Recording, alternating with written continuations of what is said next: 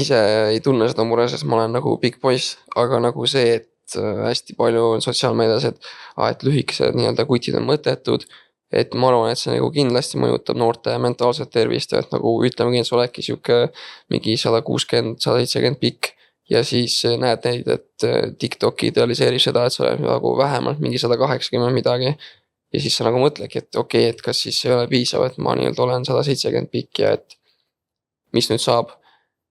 Ja siis kindlasti aga lihtsalt nagu välimuse teemal üldse, jällegi seal võrreldakse ennast nii-öelda mingi suurte modellidega ja väiksed poisid on mures, et miks nende näostruktuur ei ole nagu ongi näiteks mingi Mehel. Prada modellil, no. Ja ei saa aru, et sest et ta on 13 ja et alles kasvab, et see asi, et see nii-öelda areng võtab ka aega. Naiste jutud. Naiste jutud. Armsad naistejutude sõbrad, täna me räägime enesekindlusest ja me võtame seda väga huvitava nurga all, ehk iga asi peab kuskilt alguse saama ja kuidas üldse oma enesekindlust leida. Me vaatame seda punktist, kus on just oma elu alustav täiskasvanud inimene, kelle kohta räägitakse. Mitte keegi ei tea, mida noored mõtlevad, sest nad ei räägi kunagi mitte midagi. Vot täna on see võimalus teada saada, mida noored mõtlevad, sest mul on külas äsja 19-aastaseks saanud noormees Ott Külaots, kes on minu kallis poeg. Tere, Otti! Tere.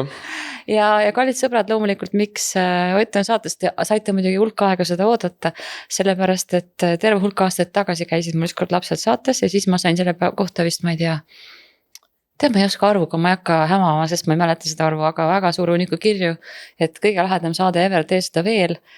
Ja siis ma olen mõelnud selle peale ja üks saade on Sädega, aga Otiga tuleb nüüd esimene noore täiskasvanu saade. Just.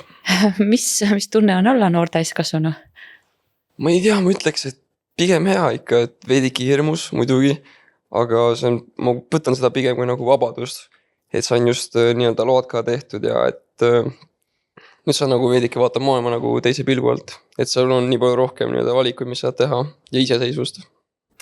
Aga sa ütlesid, et noorte jaoks enesekindlus on väga oluline teema ja kas sulle tundub, et olulised on alati asjad, millega on natuke probleem, mida on nagu veits puudu. Kas see on ka sarnast moodi? Ma arvan, et enesekindlusega on selline nagu lugu, et arvatakse, et see nii-öelda peab sul olema või et see nii-öelda kuidagi tekib ise, aga tegelikult sa lihtsalt ongi see, et sa pead asju kogema, et palju ise proovima ja avastama ja siis see nii-öelda enesekindlus ongi nii-öelda see, et sa oled asju kogenud ja sa nagu tead, mida asjadest oodata.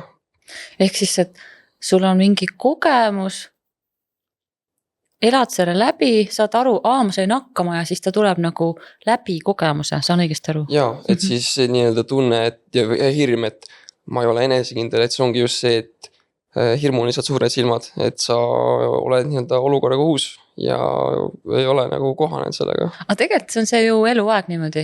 Paned sind uude situatsiooni, kus sa ei ole harjunud, mitte keegi ei ole enesekindel olukorras, kus ta pole varem olnud, kus ta ei tea, kuidas ta saab hakkama. Muidugi. Ehk, aga samas ma ütlen, et tõesti see on ju lai probleem, et paljud noored jätavad ennast nagu seltsi elust, ühiskonnast kõrvale, nad ei taha minna, nad ütlevad vabanduseks, et ma ei ole piisavalt enesekindel või ma ei tunne ennast enesekindlalt. Ja siis see, mis sa soovitasid, on täpselt vastupidi, et jah, sa ei saagi tunda, kui sa ei ole seda teinud, mine tee ja läbi tegemise tulebki see enesekindlus ka. Suhteliselt. Nagu vähemalt see on see, kuidas minul nii-öelda sellega läks, et ma ka kindlasti olen mõelnud, et tegelikult ei ole nii enesekindel ja et ma ei tea, et ongi nagu raske, et nagu hirmus on. Ja siis nagu alati oligi kõige lihtsam see, et sa lihtsalt blokid need halvad mõtted ära, siis sa nagu see nii-öelda kõhutunne, et nii-öelda liblika kõhus tihti osad seostad seda sellega, et ongi hirmus, aga näiteks tõlgenda seda kui elevust hoopis. Ja siis on see, et sa kohe lihtsalt nagu suhtuki selles olukorda teistmoodi ja ma arvan, et see nii-öelda positiivne eelhäälestus kindlasti aitab ka kaasa siis sellele, et sa nii-öelda oled olukorras sujuvam ja enesekindlam. Nagu võtame täitsa tavalise asja, suhtlussituatsiooni, me oleme hästi palju sellest rääkinud, et päris paljudele valmistas probleemi, et kuidas lihtsalt minna ala peole ja hakata suvaliste inimestega rääkima. Et mismoodi sina seda teed? Ma arvan, et see on siuke kompleksne asi, et seal ei ole nii-öelda mingi valemit, aga suhteliselt siukse rõõmsa näoga lihtsalt käid seal ringi, siis alati aitab, kui sul on sõbrad kaasas, sest et kui su sõber tunneb kedagi, siis on juba nagu palju lihtsam kellegiga kontakti luua. Ja jällegi lihtsalt peab proovima, et leidma selle oma tempo ja oma lähenemise nii-öelda selle olukorrale. Ja muud ei olegi. Aga mõni näide ikka? See kuidagi lihtsalt ise juhtub, et ma ei oska seda seletada. Ühesõnaga, aga vähemalt ma saan nii palju aru, et kui sa lähed nagu manual püksitaskus, et siin on 10 head lauset, mida öelda, siis niimoodi ei saa. Et mine ja loe tuba ja saa inimestest aru. Pigem nii, jah. Ma arvan, et see nii-öelda need icebreaker ja need, et see on siuke vanem teema, see on suht nii-öelda ütleme, et see on nagu toores. Et nii ei saa pigem. Ja üks saime just ühe asja, mis on elus muutunud, noored on läinud normaalsemaks, sest nad loevad tuba, ei lähe mingi skriptiga. Vanasti muideks päriselt olid mingisugused playboyd, kes arvasid, et tohutult hästi aitab neid see, kui nad õpivad ära mingid naljad ja siis esitavad neid ja teatud juhtudel vist aitas ka, aga minust ikka väga nüri. Ja ma arvan, et nagu tänapäeval töötavad ka kindlasti, aga vähemalt mina ise ega minu nii-öelda suhtlusringkond ei kasuta neid, et see täiesti sõltub olukorrast. Kui head kuulajad noored inimesed on? Et ühiskond tundub tihtipeale selline, et kõik tahavad ise rääkida, kõigil on jube palju tähelepanu vaja, aga kes siis kuulab seda kõike? Ma arvan, et see jällegi sõltub inimesest, aga mul on siuke nagu mulje jäänud, et nii-öelda noored kõik tahavad öelda, et nad on nii-öelda head kuulajad, aga tegelikkuses kõik tahavad endast rääkida, lihtsalt neil pole seda võimalust antud ja siis nii-öelda ongi siuke väike stereotüüp tekkimas, et et ma olengi siuke listener ja värki ja muidugi sotsiaalmeediaga mõjutab seda mingil määral, sest seal on ka kuidagi veidi trendinud see vahepeal, et ole kuulaja, mitte rääkija ja nii edasi. Aga siis, et inimesed kasutavad seda silti, et ma olen hea kuulaja, aga tegelikult lihtsalt ootavad võimalust ise rääkida. Joo.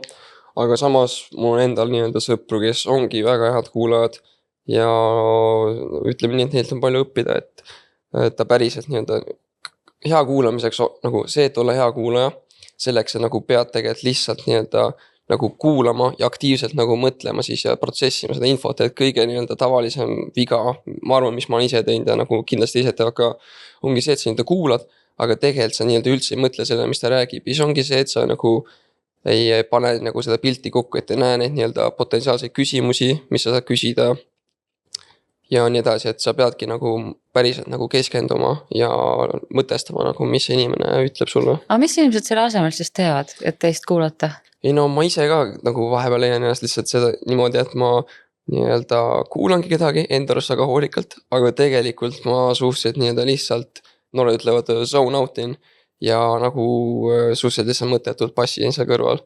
Et see nagu peab arvutama seda oskust muidugi. Aga vaata, iga jutt ei ole huvitav ka, võib-olla. Ja kindlasti see ka, et hästi paljudel on see vajadus, et ma suhtlen palju, aga tihti on see, et see suhtlus on siuke veidike imelik ja nagu nii-öelda off, sellepärast, et tegelikult teisel osapoolel ei pruugi olla huvi või sul ei ole nagu huvi, aga siiski, sest et lihtsalt hoida nagu viisakaid suhted ja nagu värki, siis sa suhtled inimestega. Ehk siis täidad aega ja tegelikult ei tee midagi. No nii-öelda siuke nagu small talk lihtsalt, aga seal ei ole mingit otstarvet, et sa lihtsalt räägid, et rääkida, seal ei ole mingit tagamõtet suhteliselt. Aga seda tehakse palju, näed? Ei, ma arvan küll, no. Aga see ongi lihtsalt see, et sul on vaja nagu inimestega kontakti hoida, näiteks gümnaasiumis hästi paljudega suhtled, kuigi nagu väljaspool kooli ja hängi nendega, vahepeal käib mingi pidudel või midagi, aga lihtsalt suhtledki selle eesmärgilt hoida nagu sidet ja samas tihti on ka see, et need vestlused gümnaasiumis ongi nii pinnapealsed, sest et sul on seal nii palju inimesi ja siis sa nii-öelda ei tunnegi inimeste huvi, sest sa pole nagu seda nii-öelda päris teda seal sees näinud, et see on nagu äkki ta on nagu väga äge, aga lihtsalt sa pole seda näinud veel ja kogenud. Aga äkki sellepärast ei ole näinud, et teine pole ennast avanud. Ja see ka muidugi. Sest et on ju vestlustel on ju väga palju kihte, sa võid nagu täita ruumi ära aastaid ajada mingit tühja juttu ja sa kunagi midagi endast lahti ei teegi ja siis ei olegi võimalik näha ja keegi ju läbi nende kaitsekilpide väga ju ei seal vaata röntgen silmaga.